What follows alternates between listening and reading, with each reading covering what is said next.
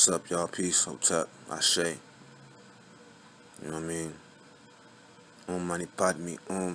Yo, we back, man. I'm back. It's been like a year or so since I posted anything, maybe more because I've been through a lot. Lost my mother passed away last January 2020, and I lost a cousin a little bit after that. Then I lost an uncle after that, which was just recently, and plus everything that's been going on with the world.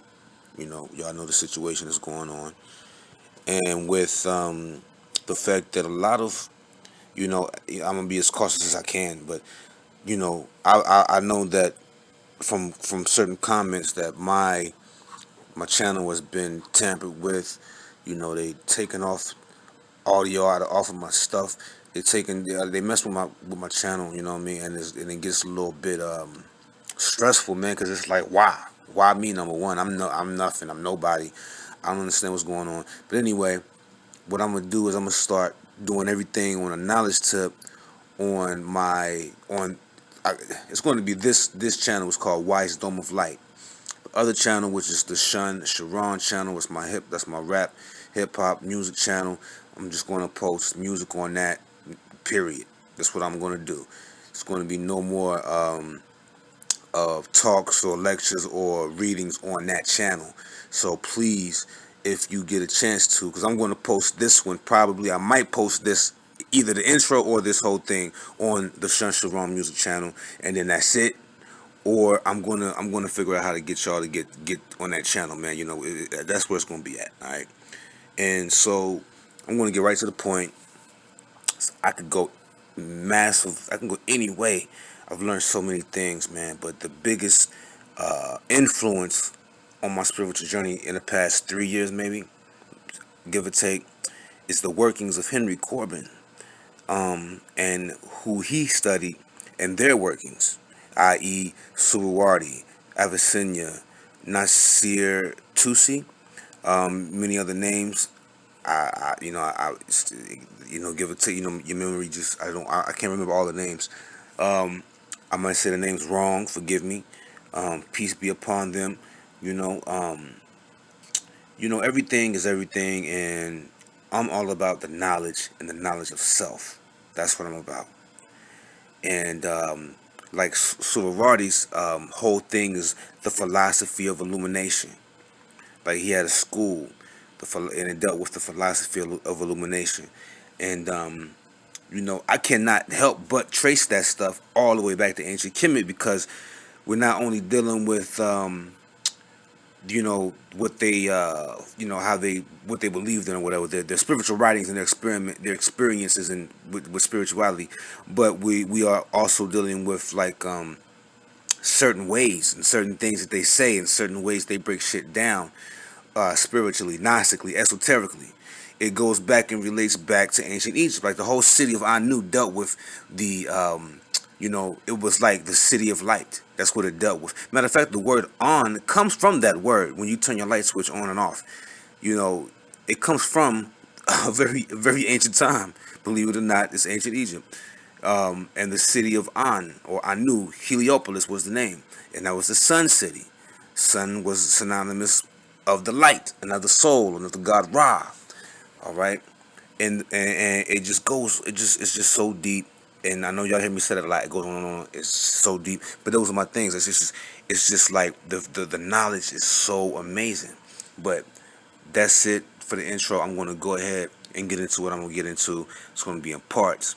This book, I'm going to read it because I know that people need to listen to it. There's not many copies out there. I have the PDF version. I think there's like 2 pages missing, and then the book itself, I think you can get it somehow, some way. But I just bought a couple books, so I'm gonna wait on this one. I got the PDF, so I'm studying this right now. The book is titled Cyclical Time, and Ismaili Gnosis by Henry Corbin. Let's see. It is a Islamic publications out of London. Keegan Paul International, London, Boston, Melbourne, and Henley in association with Islamic Publications, London. The Institute of Ismaili Studies, London. and they break down a little intro on who they are. They was established in 1977 with the object of promoting scholarship and learning in Islam and a better understanding of other faiths, beliefs, and practices.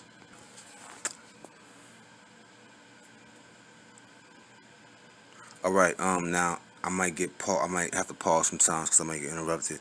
I have children and stuff like that, so just bear with me. Here we go. This is They had the editorial notes skipping that. This is a cyclical time in Mazdaism and Ismailism. Part 1, or number 1, cyclical time in Mazdaism. Now, what I'm going to tell you that I'm just going to be reading. Almost everything in this damn book is important. Every line. I mean, you think it's a joke, but you really have to listen to the shit, and I hope I can read it right to you, and to myself, because I'm listening to it while I'm at work. All right, man. So here we go. I'm gonna try to do this right. Like I said, I might get interrupted sometimes, but it's crazy because you'll learn that the deeper you get into certain things, and this is real shit, man. It's like some shit just be trying to block your path, man. But again, let me go on. So let me tell you, got massive notes. The notes are very important. I might read some. I mostly won't. I want to get into the beef of the thing. So here we go. Number 1, cyclical time in Mazdaism. The ages of the world in Zoroastrian Mazdaism. A little manual of Mazdian doctrine written in Pahlavi and dating from the 4th century of our era contains a number of questions, the answers to which everyone over the age of 15 is supposed to know. The first questions are, who am I, and to whom do I belong? Whence have I come, and whither am I returning? What is my lineage, and what is my race? What is my proper calling in earthly existence? Did I come from the celestial world, or is it in the earthly world that I began to be? Do I belong to Ahura Mazda or to Ahriman, to the angels or to the demons?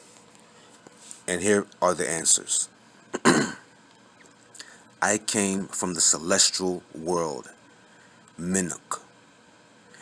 It is not in the terrestrial world, Getik, that I begin to be. I was originally manifested in the spiritual state. My original state is not the terrestrial state. I belong to Ahura Mazda, the Lord of Wisdom, or the Lord of Wisdom, not to Ahriman, the spirit of evil and of darkness. I belong to the angels, not to the demons. I am the creature of Ahura Mazda, not the creature of Ahriman. I hold my lineage and my race from Gaiamart, in parentheses, primordial man, anthropos. My mother is Spandarmat, the angel of the earth.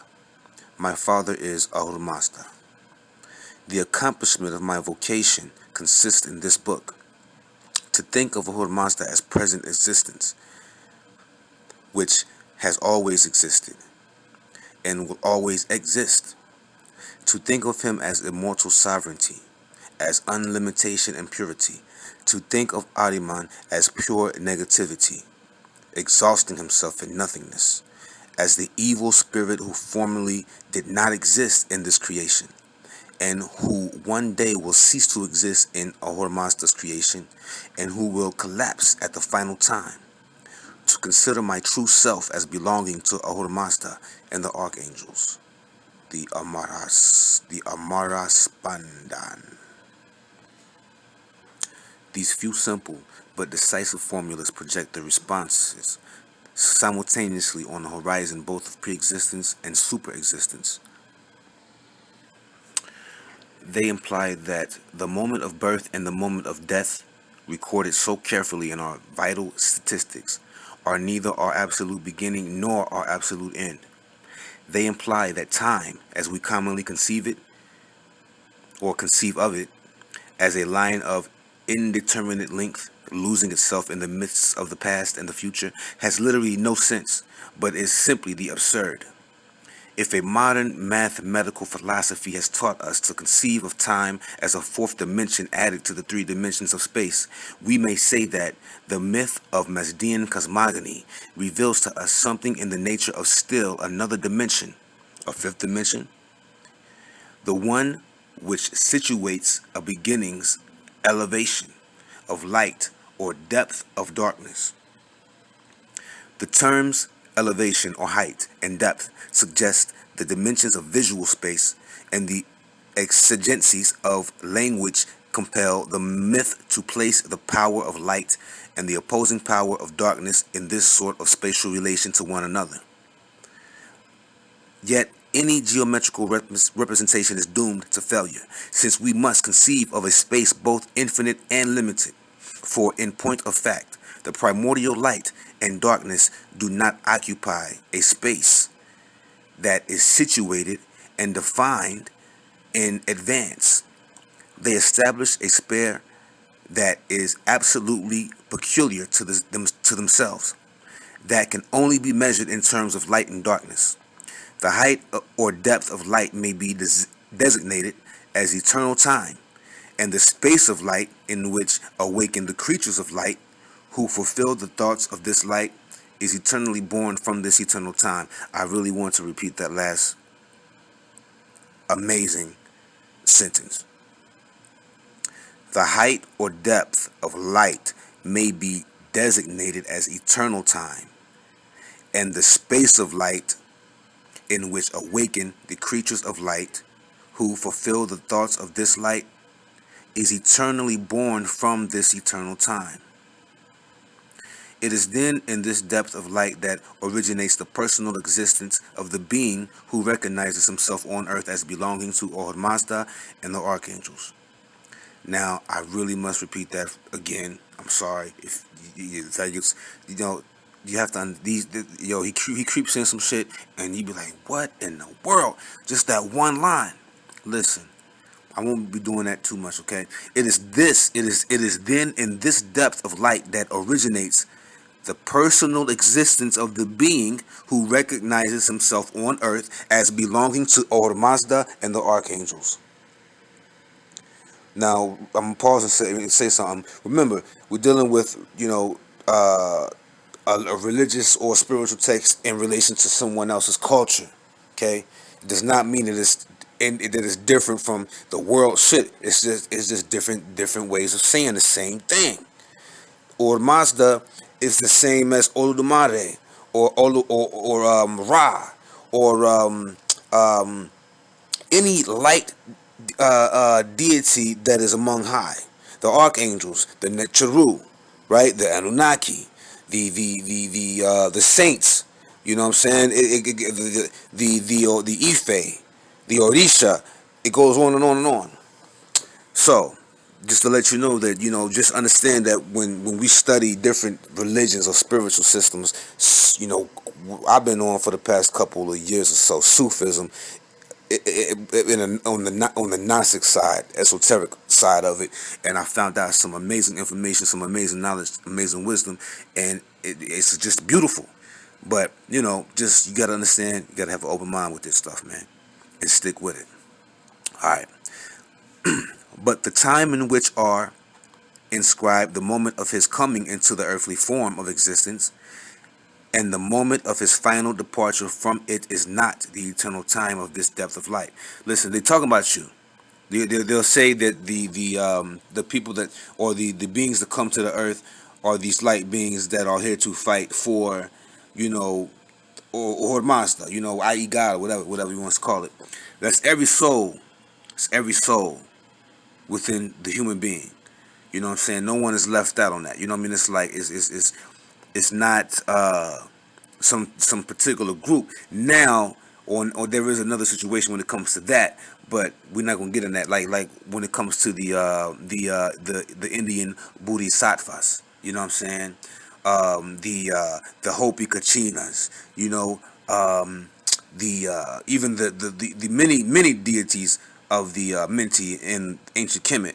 The Ore, the the four brothers or sons of Horus. All of these represent different spirits and different aspects of the inner self and its journey beyond this realm and this reality. You know what I'm saying? We'll get into the Book of the Dead too later on, because that's a whole completely different than when people think of it. And there's a book that can help you with that. Excuse me. And we're gonna delve into that. But let me keep on reading this because this shit is just amazing. I can't help but stop. But here we go.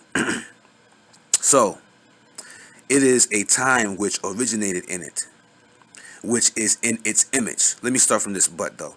But the time in which are inscribed the moment of his coming into the earthly form of existence and the moment of his final departure from it is not the eternal time of this depth of light. It is a time which originated in it, which is in its image, but which is necessitated and limited by the acts of a cosmic drama of which it marks the prelude and whose conclusion will also be its own. Deriving from this eternal time, it returns to its origin, taking with it the beings who intervene as the cast of characters in its cycle, because in this drama each one of them personifies a permanent role which was assigned them by another time. Essentially a time of return, it has the form of a cycle.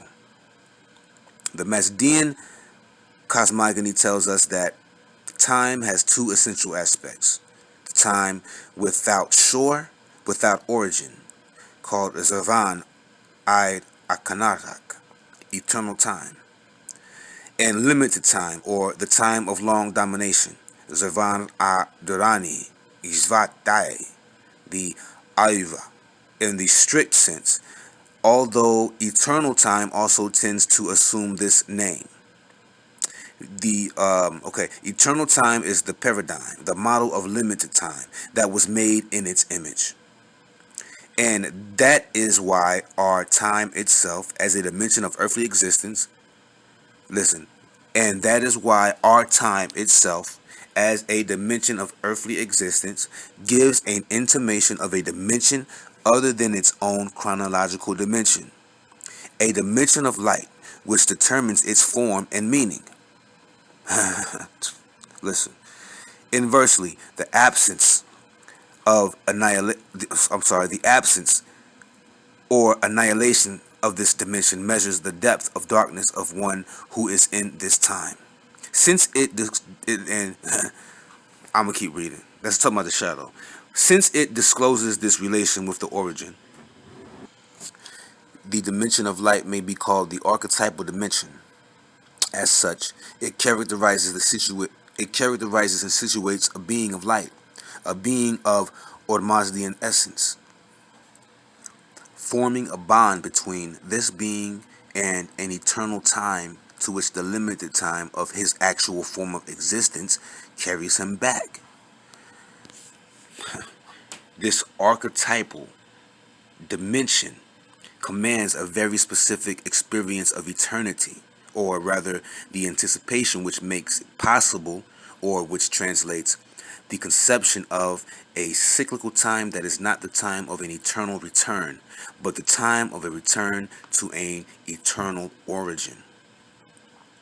The concept of this dimension of light, an archetypal dimension because it grounds every being in another self, which keeps eternally ahead of him. We're going to get into that real heavy too. That's called the Hadd, Hadd, can provide us with the key to a celestial world inhabited by figures who are constituted and governed in their being by a law of their own, a law with its very own logic. Okay, I got interrupted. I might repeat the last sentence. The concept of this dimension of light, an archetypal dimension because it grounds every being in another self, which keeps eternally ahead of him, can provide us with the key to a celestial world inhabited by figures who are constituted and governed in their being by a law of their own, a law with its very own logic. The responses, the responses we have just read refer to the twofold plane of or twofold state of being which characterizes Mazdean ontology, right? And which is designated by the two terms minic and getic. We must take care not to reduce the contrast they express to a Platonic schema, pure and simple. We are not dealing precisely with an opposition between idea and matter, or between the universal and the perceptible. Mimic should rather be translated by a celestial, invisible, spiritual, but perfectly concrete state. Getic designates an earthly, visible, material state, but of a matter which is in itself wholly luminous, a matter immaterial in relation to the matter that we actually know. 4. And this is the peculiarly Mazdean conception. A transition to the state of Getic means in itself not a fall, but rather fulfillment and plenitude. The state of infirmity or lesser being and darkness represented by the present condition of the material world, i.e. the world you live in, life, the suffering, the hell that you live in and stuff. Let me keep on.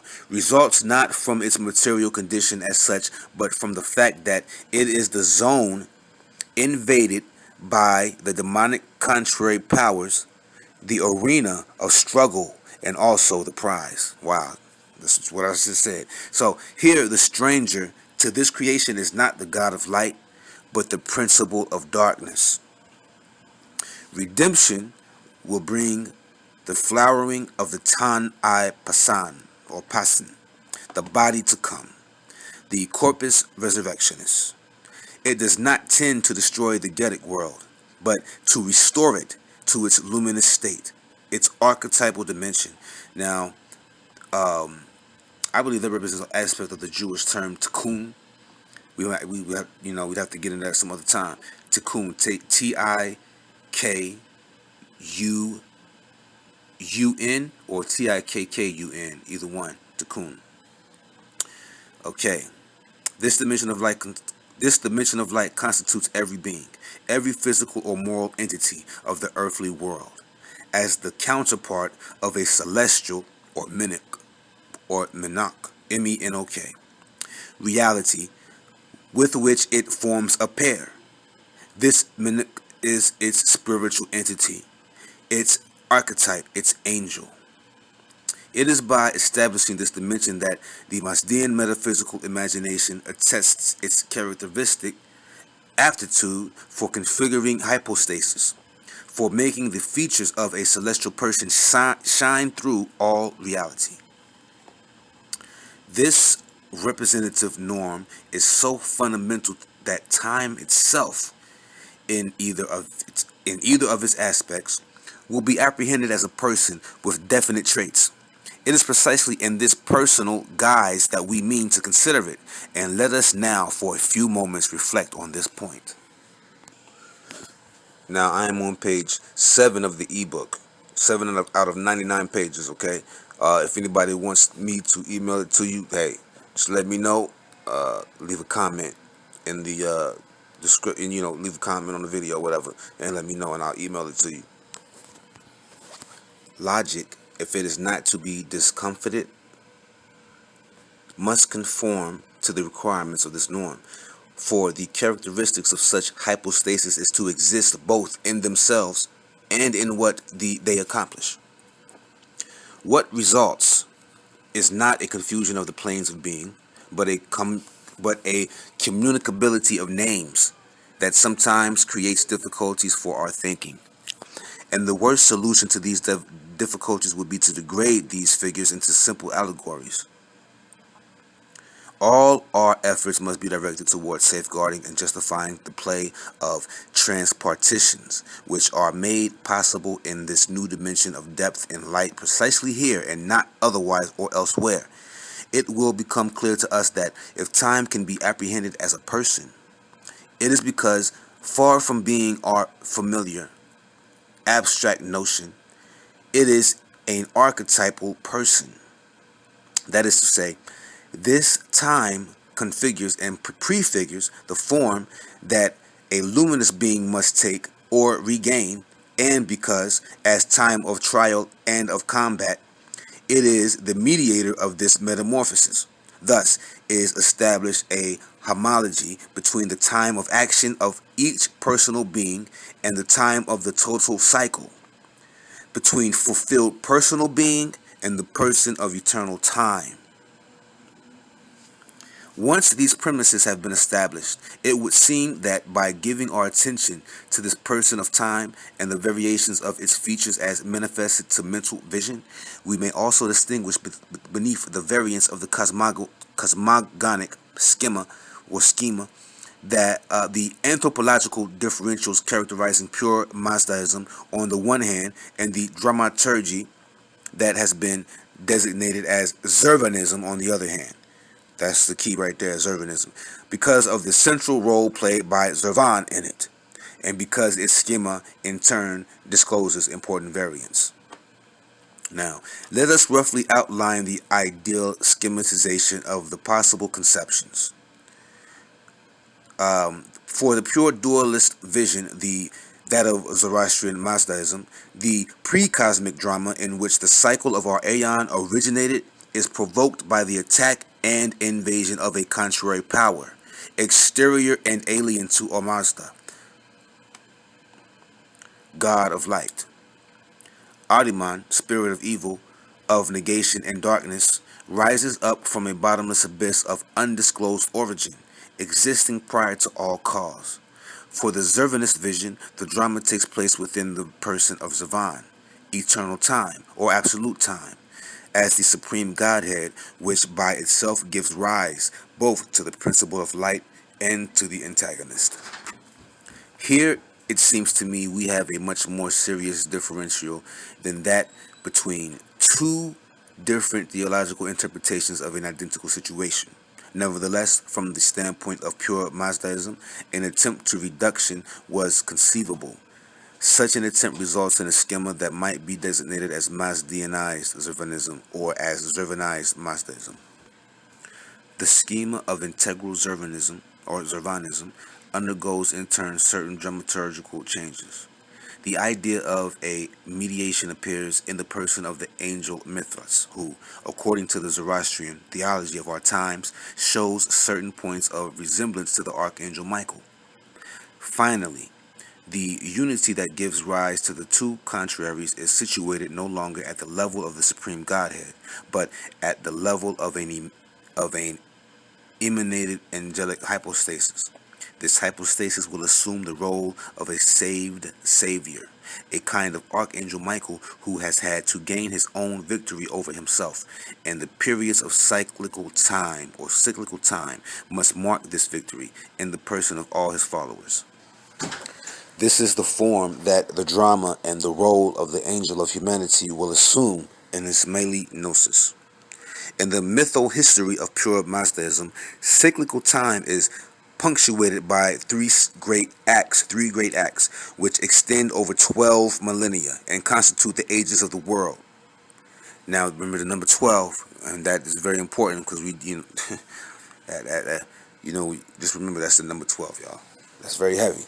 We're dealing with the zodiac, the apostles, the tribes. All of that stuff is relating. Please understand this. There is no, the only separation is man's ignorance, man.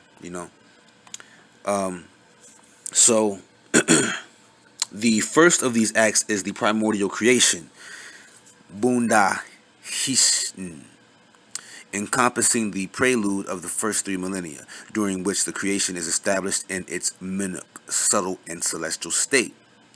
In the ensuing period from the 4th to the 6th millennium, the creation is transferred to the Gedic, or earthly state. Now, there's a lot of code in here. When you study a lot of things, I'll just say one thing: the number 4, okay, and it being referred to the actual beginning of the forming of creation in the Gedic state, which is the state that we actually perceive consciously in a waking state right now, the material world. It's the number 4 is exemplified as a cube as well. You know what I'm saying? A cube. So that can, just think about that. So from the 4th to the 6th millennium, okay, we know that 6 represents carbon, but we'll keep going. The creation is transferred to the Gedic or earthly state. Then comes the second act, the catastrophe. The negator, whose menace had risen up from the abyss at the very outset of the spiritual creation, succeeds in entering and ravaging material creation. The second act constitutes the period of the mixture, Gume Kishin, which we are still experiencing. Okay, it will end with the act of final separation, Vikarishin. There's a movie coming out. I seen it yesterday. I seen the trailer to it. It looks spooky. It seems like one of the first rated R horror movies that's coming out. It's called Separation. Boom. We're going to have to check it out. So, ushered in by the Sail-Shant, or saviors, born from the race of Zarathustra in the course of the 3 last millennia, and by the transfiguration of the world. In the Mazdean book of Genesis, the Bundahishin, we read as follows. Now, remember that what he was talking about, the Bundahishin is actually the Mazdean book of Genesis and represents a pre-material state or plane of being, okay, that we or the pre-Adamites were in, So he goes on to say that what it's saying is that it's saying this: it hath been revealed that during the unlimited time, Or Mazda was in the heights, adorned with omniscient and goodness and surrounded by light. Just to pause, remember that the phrase Enuma Elish of the Sumerians means when in the heights.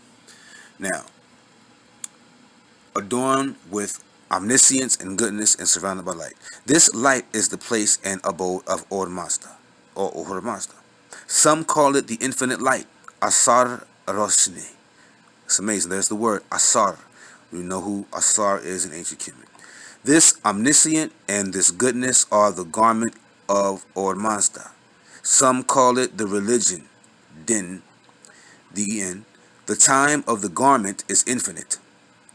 For the goodness and religion of Or Mazda have existed as long as Or Mazda himself. They still exist, and they will always exist. Here, the unlimited time is neither, and he's going on, leaving the quote there. Here, the unlimited time is neither a principle superior to Or Mazda, nor is it his creation. It is an aspect of his illimitableness. It expresses his very being, which is also expressed by his omniscient and by the infinite light in which he resides.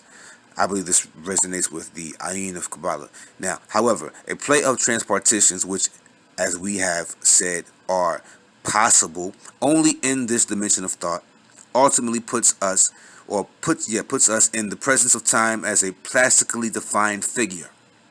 From eternal time and in the image of eternal time, Or Mazda created the limited time he required to frustrate the challenge of Ahriman. He was said to have created it in the form of a youth of 15, luminous, clear-eyed, of tall stature, full of vigor, resulting from a perfect endowment and not from a brutal and violent nature.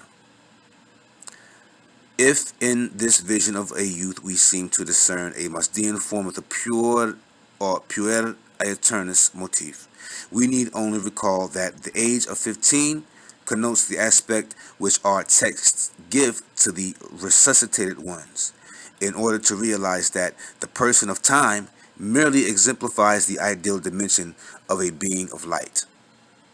Okay? It literally means that you merely represent or exemplify the ideal dimension of a being of light.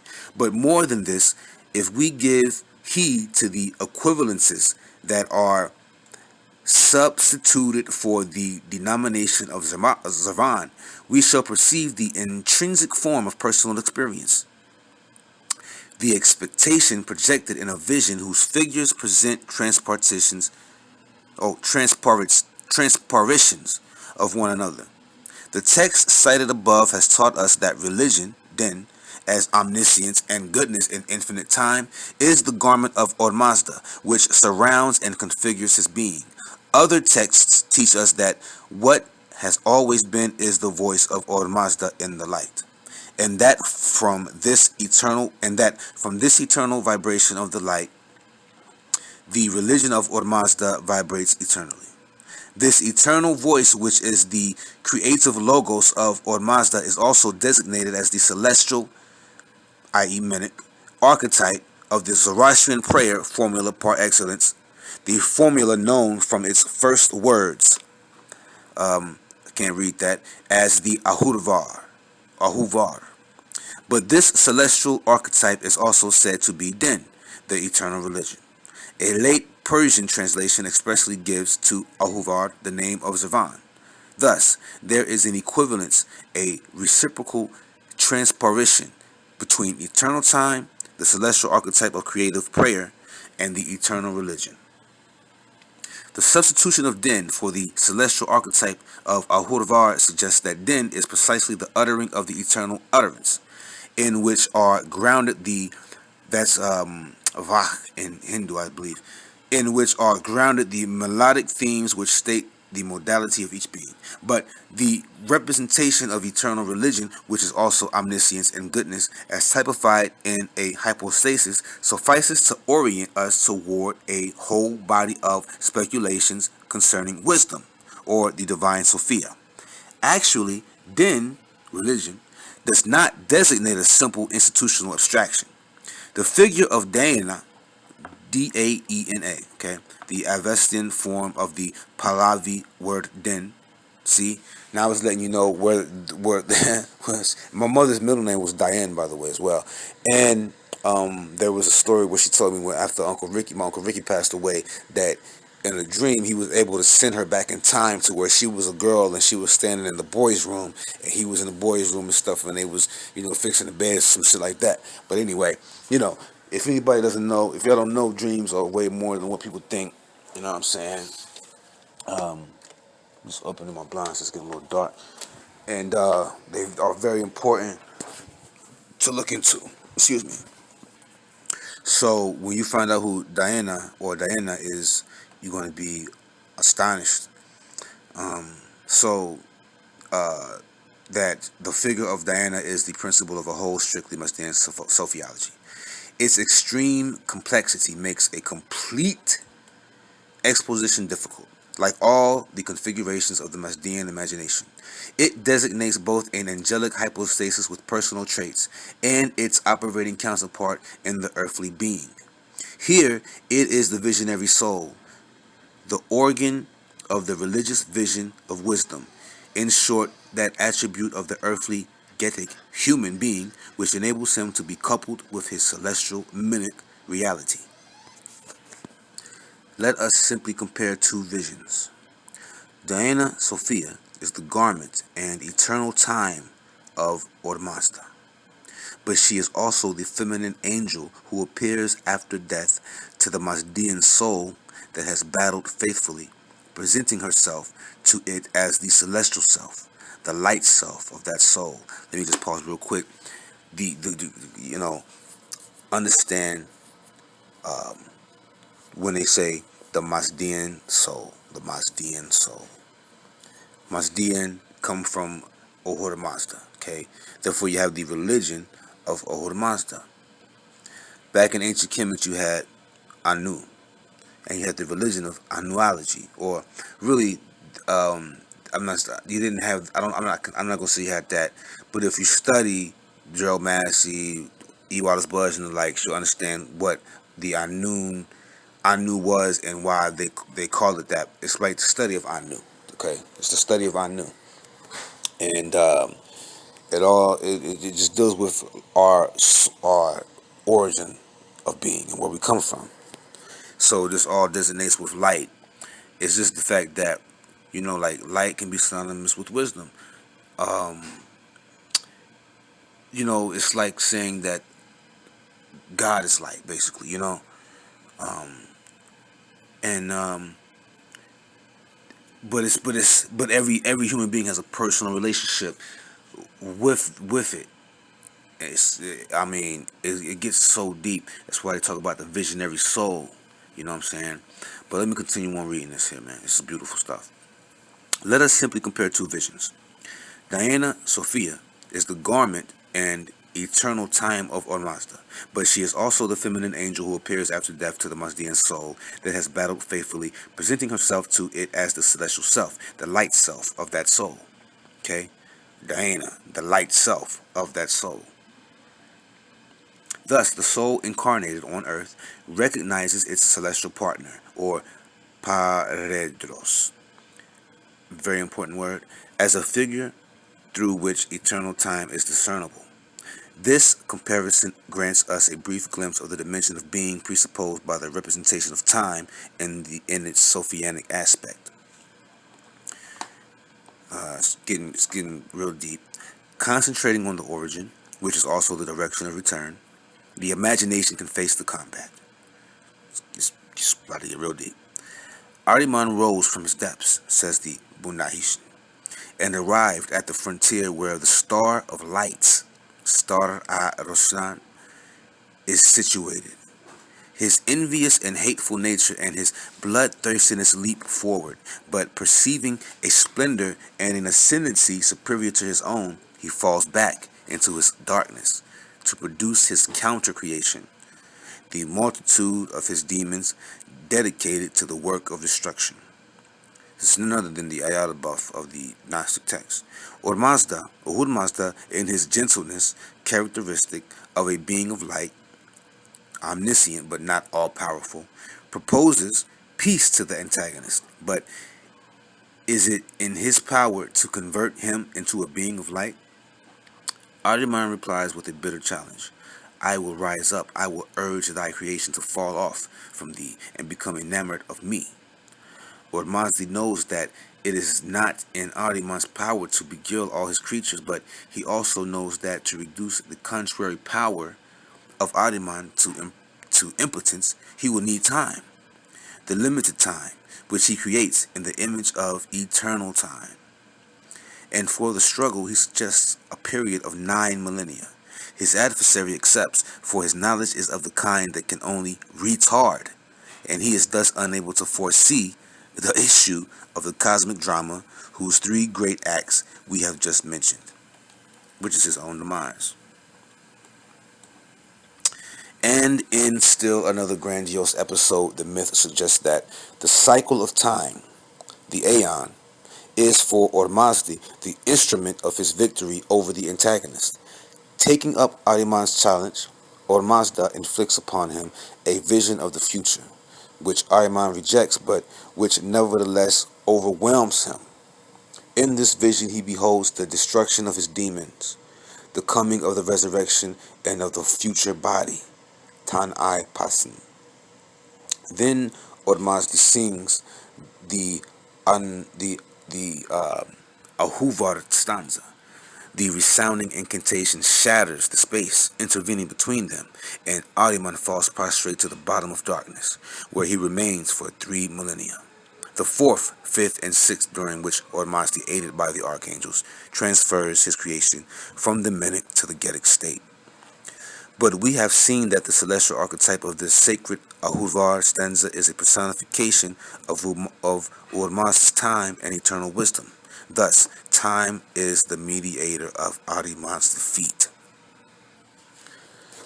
This episode reveals the hieratic nature of time, and this hieratic nature will give it a privileged position for the unveiling of the world of the archetypes. There is only one sure weapon, the hieratic weapon, the vibration of glorious light in which Diana Sophia, the wisdom of Ormazda, is eternally embodied. The fact that the sacred stanza of an eternal liturgy within the being of Ormazda is the person of time, instrument of the ruin of the demons, also defines the essentially liturgical character of this time. From end to end, the work of creation and the work of redemption constitute a cosmic liturgy. It is in celebration the celestial liturgy, Menik Yazishin,